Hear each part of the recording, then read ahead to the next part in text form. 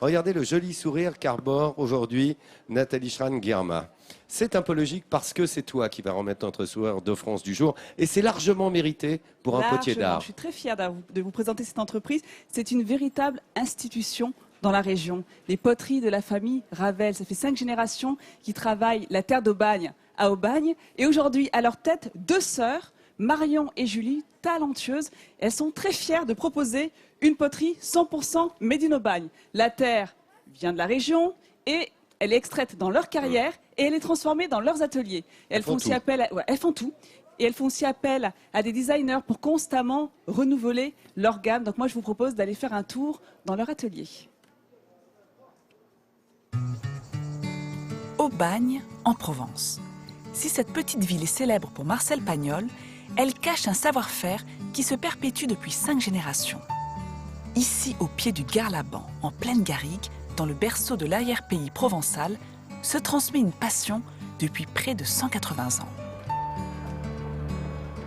Nous sommes fabricants depuis 5 générations d'articles en terre cuite, de céramique.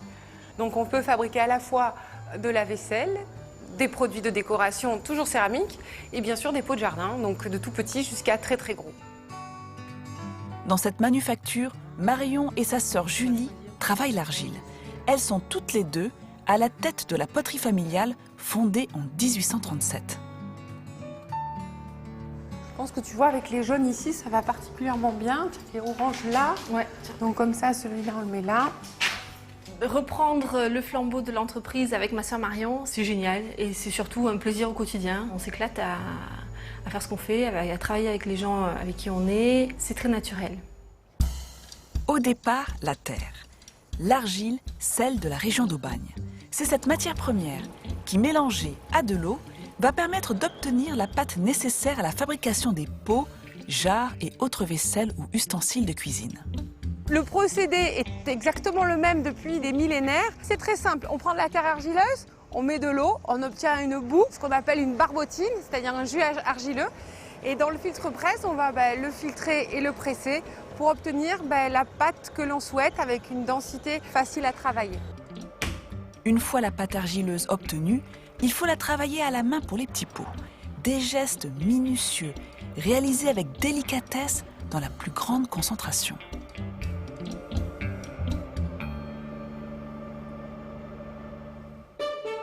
Pour les plus gros volumes, on utilise la technique du calibrage grâce à des moules plâtres dans lesquels l'argile est jetée en vrac. La technique, c'est mettre la terre à l'intérieur et façonner doucement, doucement la pièce jusqu'à ce qu'elle soit achevée. C'est passionnant parce qu'on crée, on forme, on touche, on regarde, tous les sens sont en action là-dedans. Après un temps de séchage de plusieurs jours, vient l'étape de la finition. À l'aide d'outils, le mouleur donne l'aspect final au pot ou à la jarre, sans oublier la touche finale, les initiales de l'artisan. Là, je fais la finition et on enlève toutes les imperfections qu'il y a sur le pot, les petits trous, les petites vagues, et on le lisse. C'est un plaisir de toucher la terre, voilà. C'est agréable à toucher et à travailler. Marion, qui travaille en étroite collaboration avec tous les artisans de la manufacture, éprouve un réel plaisir chaque jour à observer ces gestes qui se répètent et se perpétuent ici depuis près de 180 ans. Les gestes des messieurs, quand on les voit finir une jarre, c'est extrêmement sensuel, c'est très joli. Il y a un côté touché, tactile qui est très important dans ce métier-là. La finition terminée, les pots peuvent partir au four. Ils sont cuits pendant 48 heures à plus de 1000 degrés. Cette étape achevée, les pots sont prêts à être mis en vente au sein même de la manufacture, dans le magasin que Marion et Julie ont spécialement aménagé.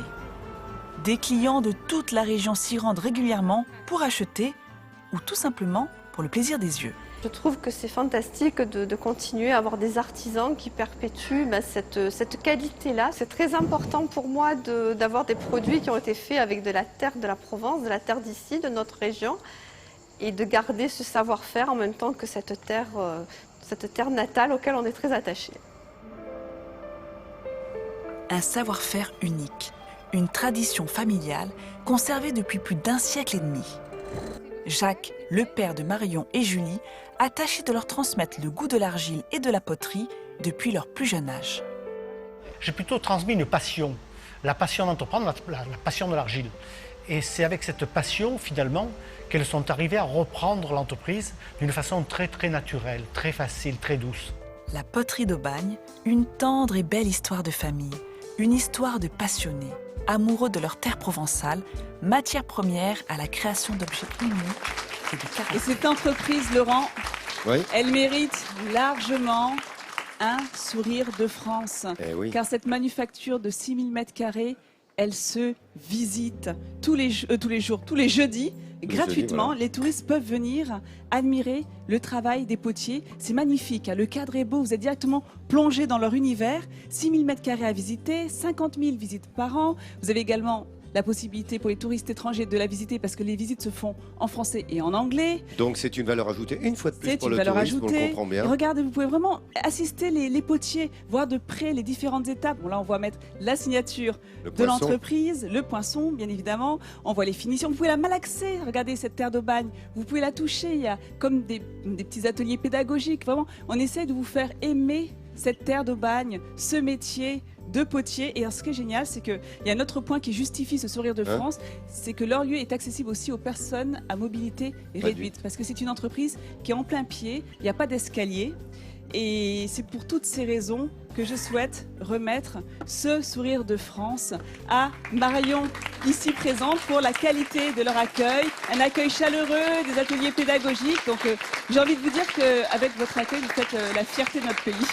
Eh ben, écoutez, merci également à votre émission parce que c'est l'occasion de saluer des entreprises comme la nôtre, parce qu'on met beaucoup de cœur à l'ouvrage, tant dans nos productions mais également dans l'accueil. Et vraiment merci de souligner que l'accueil est très important. On peut faire de très jolis produits, mais si on n'a pas le sourire pour le vendre, je pense que voilà. Et en plus, elle a un très beau sourire, Marion. Voilà, non mais, écoute-moi, j'allais dire qui se ressemble, s'assemble. Merci Voilà. Laurent. Tu as bien raison, Nathalie. En tous les cas, félicitations, Marion, bravo. Très belle Bravo, entreprise. félicitations, Très, très belle. remarquable. La valeur ajoutée, une fois de plus, vous l'avez compris, dans l'accueil du touriste, des Français et des étrangers, on l'a compris là, et également tout faire pour la mobilité réduite et ouvrir son artisanat d'art et d'excellence au plus grand nombre. Voilà pourquoi Marion repart avec son sourire de France.